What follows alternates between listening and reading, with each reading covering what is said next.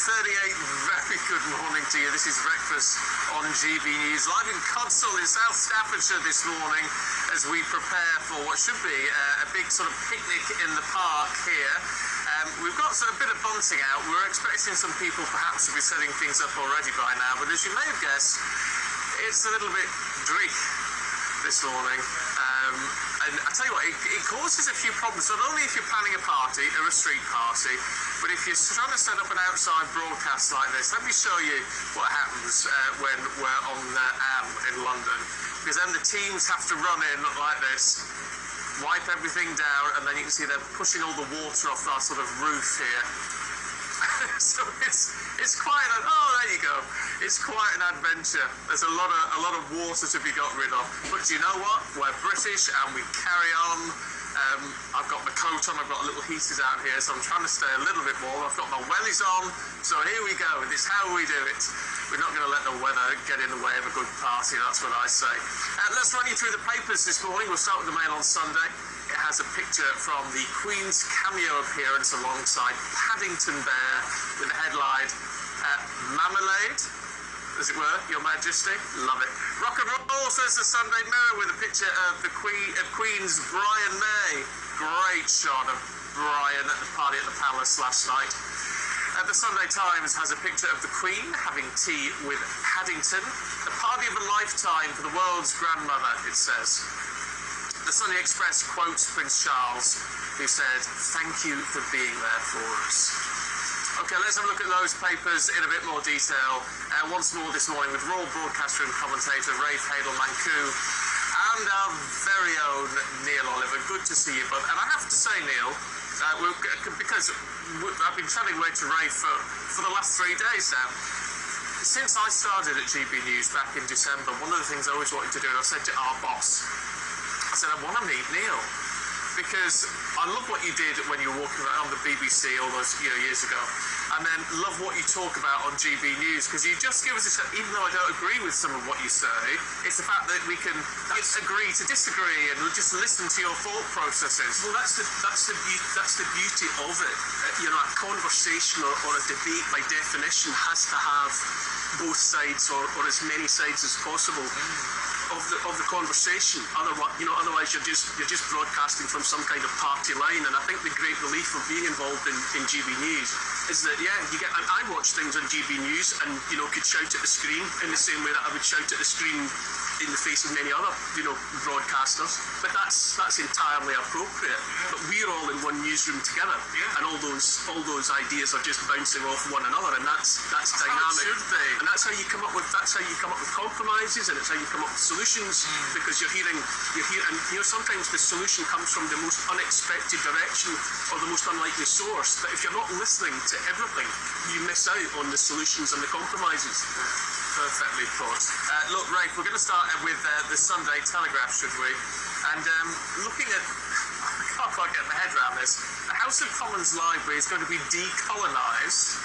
Can you imagine this? This is a leaked report from the House of Commons Library about an anti-racism plan, including a diversity audit, all of this following Black Lives Matter and George Floyd, which are uniquely American problems for an American situation.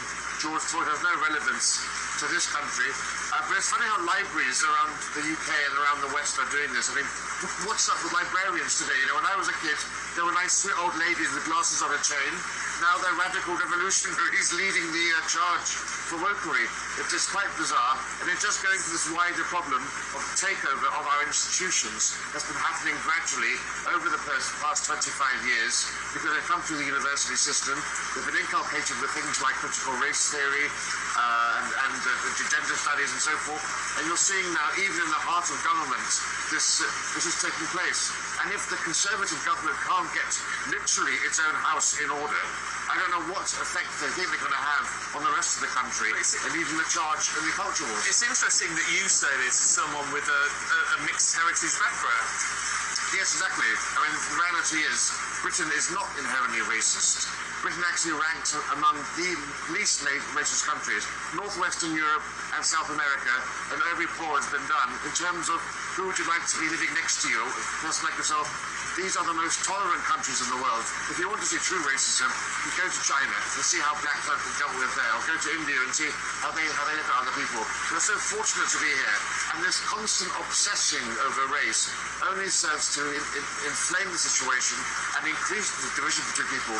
We should celebrate the fact that we have such a wonderfully diverse nation. I would say that this cancer has reached an institution like a library. I find almost the most sinister of all, because this is the road that leads to book burning.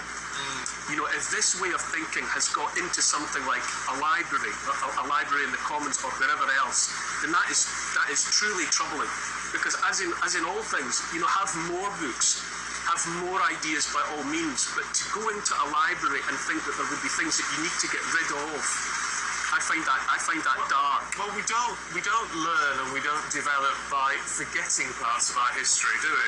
No, you've got to learn more. That's the whole point. And a library should be the richest, deepest reservoir possible of thought. By all means, broaden out the coverage that's available inside the library, but to go in with a mindset of thinking that something has to be undone, decolonised, that things presumably ought to be removed, that's sinister in the extreme. And it's worth noting that they've said that books that would normally be eliminated will be kept if they're from diverse authors or have a diverse connection. So purely based upon that tick box, they'll be kept in. But as we all know, basically, we've had a quiet revolution over the 25 years. You can have a revolution without flying red flags from the rooftops. The buildings may look the same, but there are cuckoos in the nest. Yeah. Let's talk something I'm quite fond of, which is a cheap flight in the Mail on Sunday. Now, the era of cheap flights could be done and dusted, so says the Mail. I'll be honest and say I find it difficult to ascertain whether or not all the travel chaos is real, or whether in some way it's being, I don't know, even engineered as part of an ongoing campaign to keep everyone on edge and inconvenienced. I really don't know. However, the idea is there that the era of cheap flights is over. You know, a couple of generations probably have lived on the assumption that you can, you know, jump on a plane, you know, get to the Med or get to wherever, and that it's been within everyone's reach.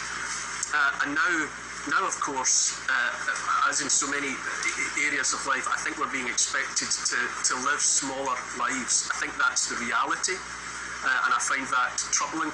Of course, the elites are going to continue to roam the world in their private jets, which are, you know, apparently infinitely more damaging to the environment anyway than, you know, the kind of domestic flights that you or I would make use of.